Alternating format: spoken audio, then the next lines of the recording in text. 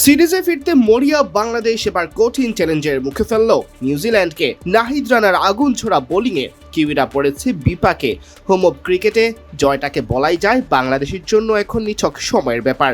আগের ম্যাচের মতো এবারও কিউইদের কোনো ছক্কা হাঁকাতে দেয়নি বাংলাদেশ। বাংলাদেশ এদিন একাদশে আনে একটি পরিবর্তন।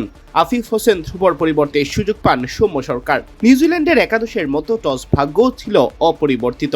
টস হেরে ব্যাটিংয়ের সিদ্ধান্ত নিয়ে অবশ্য বেশ বেগ পেতে হয়েছে তাদের। একটি রানের জন্য রীতিমতো সংগ্রাম করতে হয়েছে। প্রথম 28 বল শেষে স্কোরবোর্ডের রান ছিল মাত্র 4। আগে ব্যাট করতে নেমে দলীয় 25 রানের প্রথম 28 রানে দ্বিতীয় উইকেট হারিয়ে খেই হারিয়ে ফেলে কিউইরা। তবে উদ্বোধনী ব্যাটার নিক কেলি এক প্রান্ত আগলে রাখেন। অন্য কারো সেরকম সমর্থন না পেলেও একাই পথ দেখান দলকে। নাহিদ রানারা অন্যদের বেকায়দায় ফেললেও কেলি ভুগিয়েছেন টাইগারদের বোলিং ইউনিটকে। তবে সেঞ্চুরির খুব কাছে গিয়ে শরীফুলের শিকারে পরিণত হয়ে থামতে হয় কেলিকে। 102 বলে 83 রানের ইনিংসে তিনি হাঁকান 14টি 4। নাহিদ রানা হাজির হন তার ক্ষুরধার পারফরমেন্স নিয়ে। একদিকে রান আটকে রেখেছেন, অন্যদিকে তুলে নিয়েছেন একের পর এক উইকেট। শরীফুল ইসলামও ছিলেন মিতব্যয়ী।